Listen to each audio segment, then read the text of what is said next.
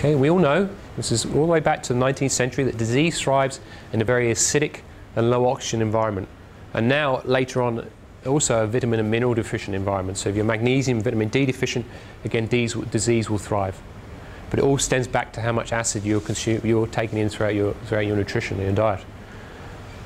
Acid foods include animal and dairy protein, cooked food where the life has been stripped of it, has a very low megahertz value. Sugar, another big one. Grain, another big one. Now, again, I'm not asking you to suddenly stop becoming a vegetarian or start making sure your plate is nothing but green or macrobiotic or whatever fad that comes along next. It's about if you just stick to a plate which has about 80 or 90% green stuff on your plate, you will do very, very well. Okay? But I suppose the first starting point is learn how acidic your diet actually is. You know, if you were to present a food diary to me, and there's a lot of grain on it, so you start the day with toast and orange juice, you know, and cereals, that's a very, very acidic form in diet. Your pH will shoot down towards maybe 6, 5.5. It'll be very, very acidic for me. You top that up with a cup of coffee. Coffee has a pH of 4. You know, we know 0 is acidic, 14 is alkaline, 7 is neutral. You will shift your pH with what food you eat. Okay? Get to lunch. You might go for a bit of chicken. You might have some vegetables on that. Great, super. You might have some gravy or sauce on it, which is high in sugar. You might throw in some potatoes. Very high acidic form of foods. Mid-afternoon, you get a bit of an energy lull. I know this feeling. I've done it myself. And you reach with coffee and a sugary bar or a cereal bar because it's low in fat. But yeah, it's low in fat, but it's high in acid. And all the while you're consuming this acid food, your body is saying, well, okay, keep it coming, but I need to put it somewhere. And it's going to go on here and here. And then back of your arms as well. Even your thoughts as well will generate acids. Okay? If you break your body down, it's blood. You build blood back up, you build health, you build muscle, you build health, you build vitality. So clean out your blood, and you're laughing.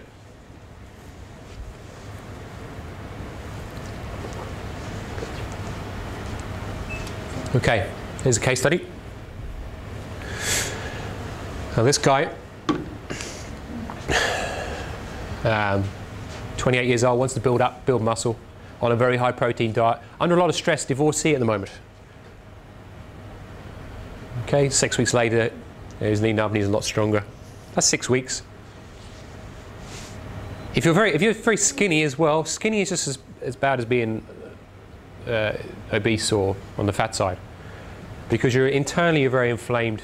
That acid is sitting around your vital organs, and you don't want that. Okay, it's what we call visceral fat or visceral acid fat.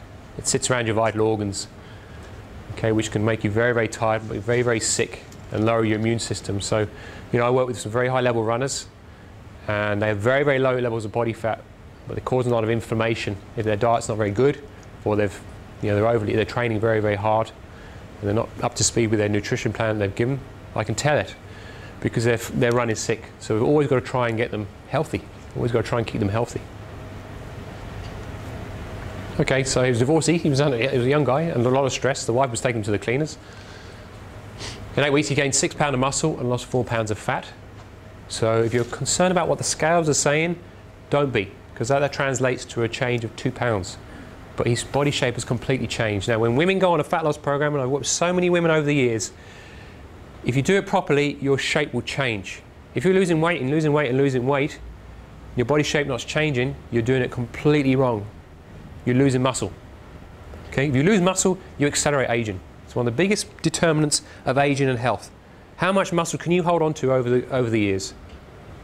All right, so your aim should be to build muscle. Now, don't be frightened. You haven't got the raw materials. You haven't got enough big boy testosterone to make it really count and to turn into Madonna. I mean, she's on human growth hormone and all sorts of stuff. So I wouldn't worry about that. But do include some resistance training into your training routine. The guys downstairs in the gym know what they're doing. They can show you how, and you won't get rock hard muscles, but you will completely change your body shape for the better, and you'll be a lot healthier as a result of it. He went down to meat twice a week. So if you're concerned about meat or animal protein not giving you enough protein to make that sort of change, then You know, you're barking up the wrong street. And I know because I've been there before myself. Your body has constantly circulating pools of amino acids. These are the building blocks of protein for you to do that. It's constantly circulating. So breakfast. Here's the key, all right? Quick show of hands again. Yeah, we make time for breakfast. Okay, awesome, great start. Great stuff, all right? Keep with that. We're just going to tinker with it a little bit. You more energy, help you optimize your weight. If you make time for breakfast, you make time for health. Simple as that. Because it balances key hormones. All right, you've just come out of a fast, sleep, you need to eat. You do need to eat. You skip breakfast, you're in trouble. Typical Western breakfast, sugary, stimulant enhanced, dripping in margarine and sugar. Okay, if it comes out of a box, you might as well leave it to the rats, because it ain't going to do you any favours. Okay, good doesn't mean it's good either. Check, read the label. How much sugar is in it? How much salt is in it? How much sugar is in that cereal you're eating? Even though it says organic spelt granola, you know, it's got pictures of farmyards and corn puffs and all this sort of, you know, and a farmer. It doesn't mean it's good. Okay, read. If there's a lot of marketing behind it, invariably isn't. There's a strong correlation between how much marketing they spend on their marketing and how bad the actual food is for you.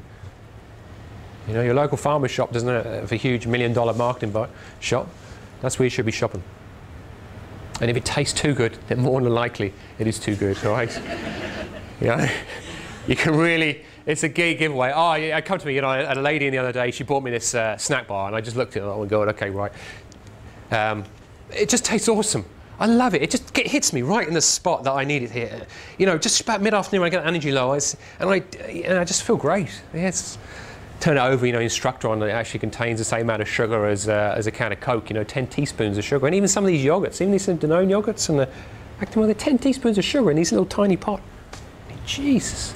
Do you know what happens when you consume any amount of sugar? It's like a stun gun to your white blood cells. So it stuns your white blood cells. They're sitting there on the spot. You know, in the meanwhile, you've got all these bacteria, molds and pathogens all running around. They go, I can't do anything. I can't keep you well. I'm sorry. I'm so sorry. But you're the bastard that gave me all this sugar. So it's sitting there, and, you know, and eventually it's free, and it's all right, where are you? And it goes after them. That's what it does. It stuns your white blood cells for up to 4 hours. So every time you take sugar in, bang, bang, bang, you're giving yourself a little stun gun shot. Thanks a million. Okay, let's look at the rest of the world. So I just want to introduce a new concept here, what an ideal breakfast should look like. If you get this right, bingo, you are sucking on diesel. Eggs, vegetables, that's in Asia. Tempu miso is a soup. Again, another egg dish. In Scandinavian countries, it's you know, oily fish, salmon. Fajitas and burritos in Mexico. That's a buckwheat porridge. Those are buckwheat pancakes.